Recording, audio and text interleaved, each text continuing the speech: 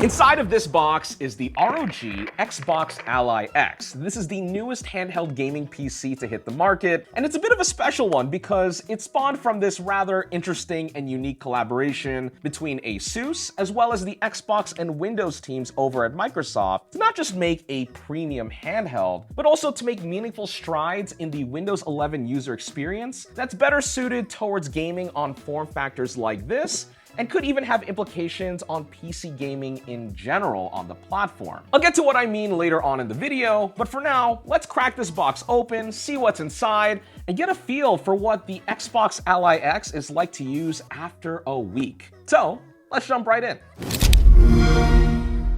Now, just in case you missed our early coverage on this device back in June or literally know nothing about it, this is one of two new handhelds that Microsoft are co-releasing with ASUS. We have the ROG Xbox Ally, as well as the main focus of this video, the ROG Xbox Ally X. Now, if you want to see impressions on the entry-level model, the cheaper guy, my boss Austin Evans actually made an entire piece on it over on his channel, so definitely check that out.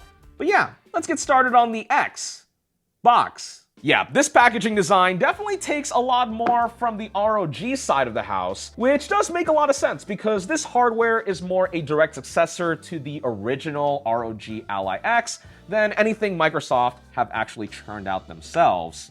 And there we go. Immediately right off the bat, I am loving how comfortable this is to hold. It's very grippy back here. The ergonomics just feel right.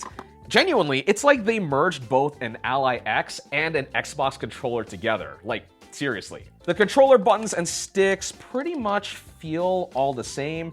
In fact, I think it is literally just carryover hardware, with the exception of maybe the colors on the ABXY button, and the Xbox Ally does have a dedicated Xbox button on it to mark this new partnership. Hell, even looking at the back here, they look remarkably similar. You have your macros on the back here, and just like before, the Xbox Ally will actually fast charge with a 100-watt charger should you decide to plug that into a brick that's capable of it. On that note, because obviously a lot of the DNA here is predominantly ROG Ally, I was told that a lot of the components in here are actually user replaceable, just like on the previous generation, where you can crack this guy open and do some DIY fixes and upgrades. With 8 screws and a little bit of prying, we now have access to the inside of our Xbox Ally X. Generally, the arrangement is literally the same, even down to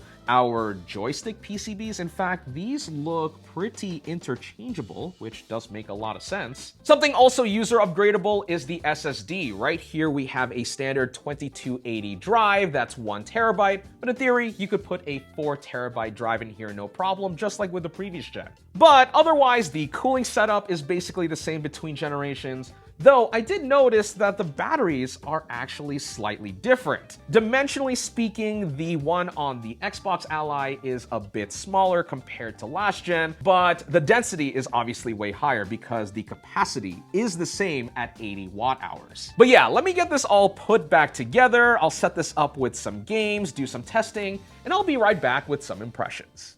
Now, before we dive in, let's address the elephant in the room. The ROG Xbox Ally X costs $999 here in the US. That's $200 more than last year's Ally X at MSRP, and nearly $400 more than what you can find some last-gen handhelds running the Ryzen Z1 Extreme APU for. So now the question is, how much is all of this Xbox integration in Windows actually worth that premium? Keep in mind, it's important to understand what exactly you are getting here. At the core, this Xbox Ally X is still a PC. It runs a full desktop version of Windows 11, just like the previous generation Ally, and there's nothing stopping you from running launchers from other companies such as Steam, Battle.net, etc. But the approach here that makes this device unique compared to other Windows handhelds is that it utilizes a newer, optimized version of Windows that's specifically tailored to gaming. For this, Microsoft trimmed a considerable amount of fat and friction that makes Windows particularly annoying on handhelds. And honestly,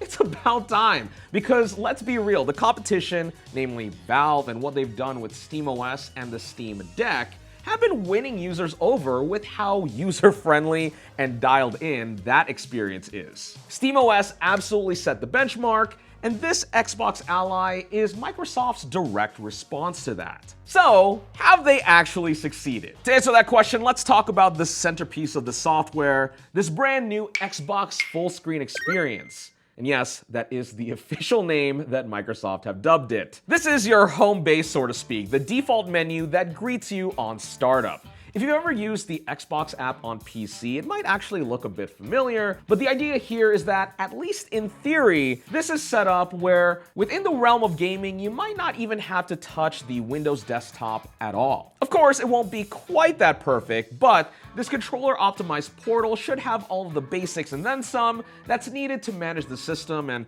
most importantly, launch your games. And all this said, at least in my experience, you can really tell that all this is deeply integrated into Windows itself on the back end. Games load fast, the interface is snappy, and system changes done in settings happen near instantly. Now, something to note here, because I know a lot of people will be asking about it, you do still get regular access to the Windows 11 desktop should you need it. So no worries here about Microsoft locking you down to a watered-down version of the OS. Probably one of my favorite parts about this whole thing has to be the Xbox button. If you press it, just like on console, it will give you a game bar overlay, and this is regardless of whether you are playing something, are chilling in desktop mode, or browsing the web. It's easy access to common toggles and menus at all times, but most importantly, it's an easy escape to head back into that full-screen Xbox menu when you need it. It's still not to the same level and degree as the Steam Deck in terms of seamlessness and speed, but it is the closest Windows has gotten so far, and I'll take it. Now, with this being a co-branded product with ROG, there is naturally some of that DNA built into the software on this Xbox Ally X. This button right here opens up Armory Crate within the Xbox game bar, giving you quick access to performance TDP modes, screen resolution, and per game presets. From there, you can jump into the full Armory Crate app, which allows you to customize things like your RGB lighting, tweak CPU and GPU settings, or fetch BIOS and driver updates. And because this is a PC, you will absolutely get updates all the freaking time. Initial setup for this thing out of the box took me like 45 minutes to an hour at least, and that's even with fast internet. Mind you, this is all running pre-release software, so I'm sure this will all improve, especially as units get updated out of the factory. But even still, don't expect Xbox console levels of convenience here. It is still a PC, for better or for worse. For a bit of a reality check, I'm not gonna sugarcoat it. There are definitely some rough edges to this experience. For example, Steam sometimes likes to clash with this Xbox interface, automatically opening in big picture mode by default when you hit that Xbox button. This does make for a comical bit of sensory overload, but you can absolutely turn this off in Steam settings. But all this goes to show that launchers won't always play nice with these new Windows changes right off the bat. Now, the good news is that Microsoft says that they are not only actively working to fix all of the bugs and issues, but they will continue to iterate on what they have while also opening up this Xbox full screen experience to other brands such as Lenovo sometime in 2026.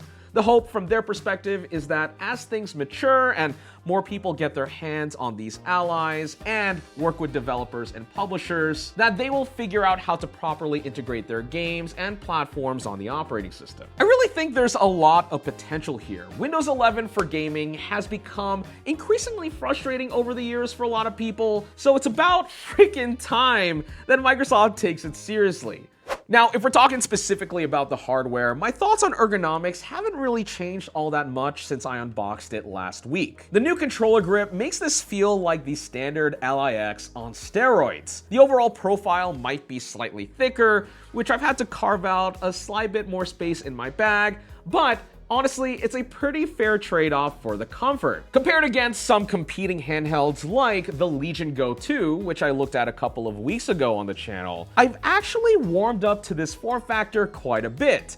and this includes the 7-inch screen that I'd call a perfect size for a handheld. It's Full HD, 120Hz, basically the same panel we've seen on the previous generation Ally X. It's plenty sharp, especially given the pixel density at that screen size, though at $999, I do wish that it was an OLED panel or had VRR capabilities. However, part of the reason why the Xbox Ally X costs so much is because of its APU. Powering this device is AMD's flagship handheld SoC, the Ryzen AI Z2 Extreme, with an 8-core 16-thread CPU paired with an RDNA 3.5 based Radeon 890M graphics. Now, considering this has a $200 premium over the 2024 Ally X with the Z1 Extreme, I was curious about what the performance gains would actually look like here. Running some tests, surprise, surprise, there is some improvement here. Specifically about a 15% jump in frame rate between our two testing games, Cyberpunk 2077 and Forza Horizon 5. Off the plug running on battery, the turbo mode on the Xbox Ally X is capped to 25 watts, but in my testing, still ever so slightly edges out the 2024 Ally X at 30 watts in frame rate. Then I lowered the TDPs on both devices down to 17 watts, and the differences between the Z2 Extreme and Z1 Extreme were not as substantial as I thought they'd be. I saw about a 10% gain, which is not necessarily a bad thing, and the extra headroom is always appreciated in the scheme of min-maxing quality and performance for extended battery life.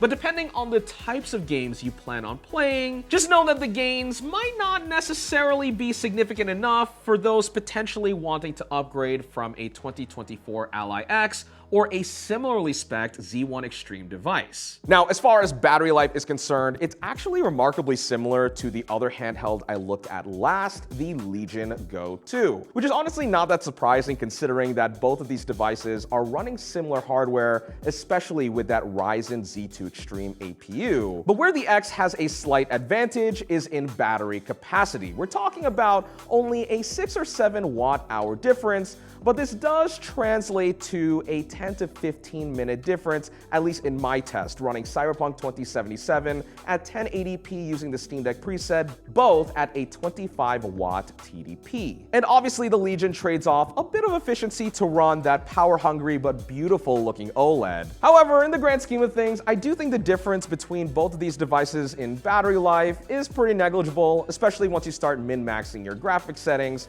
and obviously if you start playing different games that maybe aren't as intensive, you can get the battery life on both of these things to like 7 to 8 hours. Though I will say, not to beat a dead horse, but this does put a little more into perspective just how much that price difference between the Xbox Ally X and the Legion Go 2 really is. I mentioned value as a major pain point when talking about the Legion Go 2 a few weeks ago, and honestly, similar criticisms apply here. Xbox and ROG might be undercutting Legion by like $400 at retail, and have made fair compromises to hit that price point.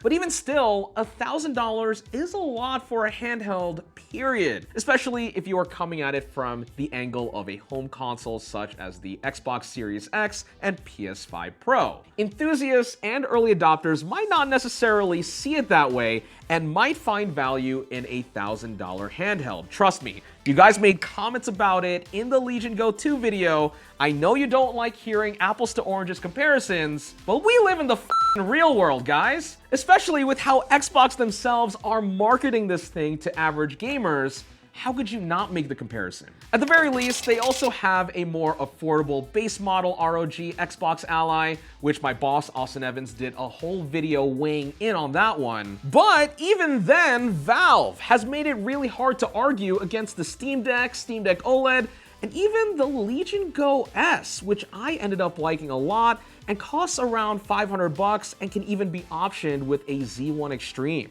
Enough of me ranting. Should you actually buy the Xbox Ally X? In my opinion, it is a step in the right direction with the changes brought on to Windows 11 in order to smooth the experience out for gaming. And perhaps that alone might be enough to sway people, especially for those that might have been holding off on Windows handhelds in general. However, if you are coming from a 2024 Ally X or any Z1 Extreme device for that matter, the gains don't necessarily feel substantial enough to justify the upgrade. But let me know, is this the Windows handheld that you've been waiting for?